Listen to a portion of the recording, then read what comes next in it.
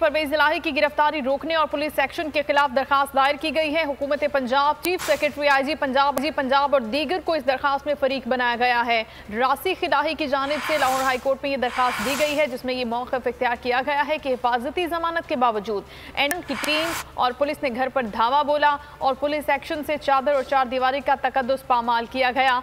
दरखास्त का ये मतन है जो रासिख इलाही की जानिब से गुज़श्ता शब होने वाले ऑपरेशन के हवाले से आज दायर की गई है। परवेज इलाही की गिरफ्तारी को रोकने और पुलिस एक्शन के खिलाफ ये दरखास्त दायर की गई है, जो आप इस्तकबाल की स्क्रीन पर मुलाहिजा भी कर सकते हैं, जिसमें आईजी पंजाब और दीगर को इसमें फरीक बनाया गया है। लाहौर हाई कोर्ट में ये दरखास्त दायर की गई है। गुज़श्ता रोज़ हिफाजती जमानत के बावजूद एंटी करप्शन की टीम और पुलिस की जानिब से परवेज इलाही के घर पर धावा बोला गया, जिसमें चादर और चार दीवारी का तकद्दुस पामाल किया गया।